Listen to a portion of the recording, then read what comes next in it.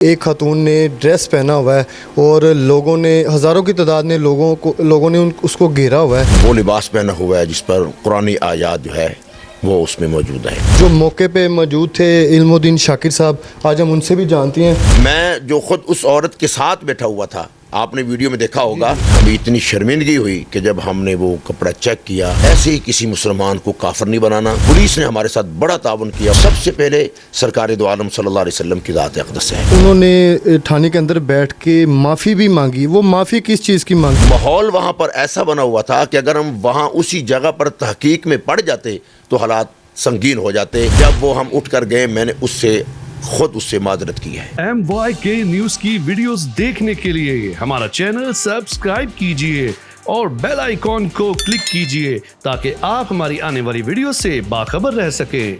بسم اللہ الرحمن الرحیم. السلام علیکم. آپ دیکھ رہے ہیں MYK نیوز اور میں ہوں آپ کا ہوسٹ عامر بٹ. اور آج ہم موجود ہیں اچھرا بازار کے اندر کہ جہاں پہ اتنا افسوسناک واقعہ پیش آیا ہے کہ ایک خاتون نے ڈریس پہنا ہوا ہے اور لوگوں نے ہزاروں کی تعداد نے لوگوں نے اس کو گھیرا ہوا ہے کہ اس پہ قرآنی آیات لکھی ہوئی ہیں. جو موقع پہ موجود تھے علم الدین شاکر صاحب، آج ہم ان سے بھی جانتے ہیں کہ آپ وہاں پہ موقع پہ تھے اور آپ نے جا کے کیسے اس معاملے کو دیکھا ہے اور اس کو سولو کیا ہے. السلام علیکم. وعلیکم السلام ورحمۃ اللہ وبرکاتہ. سر، یہ جو اچھرے میں واقعہ پیش آیا ہے، آپ کو کیسے اطلاع ملی؟ کل ظہر کی نماز کے بعد کچھ دوست ساتھی یہاں پر آئے، کچھ فون وغیرہ بھی آئے مجھے کہ اچھرا بازار پاکستانی چوک میں ایک خاتون ہے جس نے وہ لباس پہنا ہوا ہے جس پر قرآنی آیات جو ہے وہ اس میں موجود ہے. تو میں فوری طور پر وہاں پر پہنچا ہوں. تو وہاں پر میں نے جب یہ دیکھا کہ تقریباً 800 لوگ وہاں پر موجود تھے اور مشتعل تھے، تو مجھے ڈر تھا کہ اگر میں وقت پر نہ پہنچتا تو شاید کوئی حادثہ رونما ہو جاتا. میں فوری طور پر اس عورت کے پاس پہنچا ہوں. 2-3 پولیس والے پہلے کھڑے تھے، وہ پھر لوگوں کو میں نے پیچھے دھکیلا، لوگوں کو باہر بھیجا. وہ ایک ریسٹورنٹ کے اندر تھے موجود. تو پھر الحمدللہ ہم نے فون پر پولیس کو اطلاع کی. وہ ایس آئی صاحبہ بھی وہ بھی آ گئی، SHO صاحب بھی آ گئے، SP صاحب بھی آ گئے. بہرحال پھر ہم نے ان کو وہاں سے ہجوم سے نکال کر تھانہ لے کر گئے. وہاں پر پھر ہم نے کافی تعداد میں لوگ وہاں پر موجود تھے. پھر ہم نے وہ پولیس سے گزارش کی کہ آپ ہمیں وہ کپڑا دکھائیں، وہ سوٹ دکھائیں، وہ شرٹ اس کی دکھائیں کہ واقعتاً اس میں قرآن آیات تھی. لیکن آپ یقین مانیں، ہمیں اتنی شرمندگی ہوئی کہ جب ہم نے وہ کپڑا چیک کیا تو اس پر قرآن کی کوئی آیت موجود نہیں تھی. میں وہی آپ سے بات کر رہا ہوں کہ جب آپ کو اطلاع ملی ہے، آپ کے مائنڈ میں ایک دم کیا آیا کہ یہ ایسا ہو سکتا ہے؟ میں یہاں پر پہلے بھی 2 کیس ایسے ہوئے ہیں. یہ انتظامیہ کو، پولیس کو معلوم ہے کہ ان کا میں خود مدعی ہوں.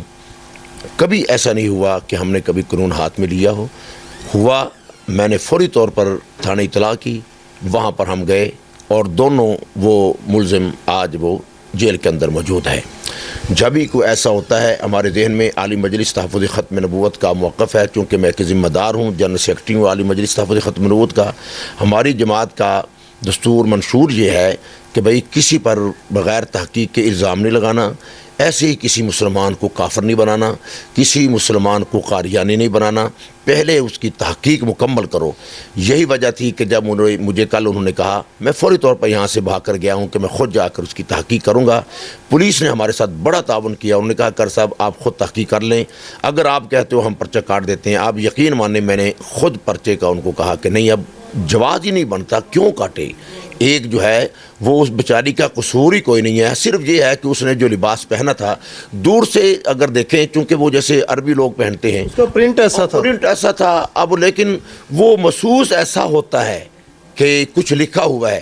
لیکن چونکہ الحمدللہ ہم حافظ قرآن ہیں تو ہم نے فوراً دیکھ لیا کہ اس پر کوئی آیت نہیں. لیکن جنہوں نے قرآن نہیں پڑھا انہوں نے تو یہی سمجھنا ہے، یہی سمجھے کہ وہ یہاں پر شاید قرآن آیات لکھی ہوئی ہیں. بس الحمدللہ پھر وہاں جا کر ہم نے کل ہی عورت کو باعزت طور پر ہم نے ان کے گھر بھی پہنچا دیا. سر، جیسے لوگوں نے موبائل پہ ویڈیوز بنانی شروع کر دی تھی اور وہ کیسے سہمی ہوئی تھی، اگر آپ موقع پہ نہیں پہنچتے تو وہ بڑا انسیڈنٹ پیش ہو جانا تھا. جی ظاہری بات ہے جی. یہ تو میں خود آپ کو کہہ رہا ہوں کہ اگر میں وقت پہ نہ پہنچتا، میرے خیال میں 2 منٹ بھی شاید اگر میں لیٹ ہو جاتا تو شاید کوئی معاملہ. دیکھیں، یہ ہمارا سب سے پہلے سرکار دو عالم صلی اللہ علیہ وسلم کی ذات اقدس ہے. ٹھیک ہے جی.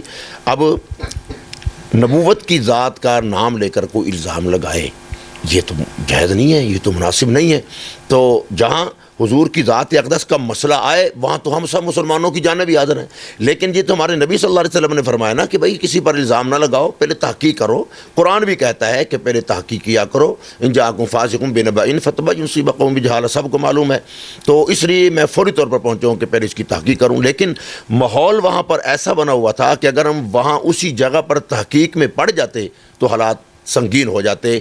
इसलिए मैंने ख़ुद ही एएसपी साहब को कहा कि मैं रास्ता बनाता हूँ, मैं लोगों को पीछे और करता हूँ, आप फौरी तौर पर जो है वो इसको डाले में डालकर थाने ले जाएं। फिर हम थाने गए, वहाँ जाकर सारा मामला ठीक हो। कैसा लोगों ने तहकीक नहीं की, सिर्फ नारेबाजी शुरू कर दी थी कि सर तन से जुदा। जी जी जी, नहीं, बिल्कुल। वीडियोस में ऐसी आवाज़ें आ रही हैं और वीडियोस बन भी रही हैं मोबाइल पे, और वाज़िया नज़र आ रहा है और सुना भी जा रहा है कि वो औरत को इतना उन्होंने प्रेशराइज़ किया हुआ, थ्रेट किया हुआ। उस पर इल्ज़ाम था, बेकसूर थी, ये कन्फर्म हो गया, ठीक है जी।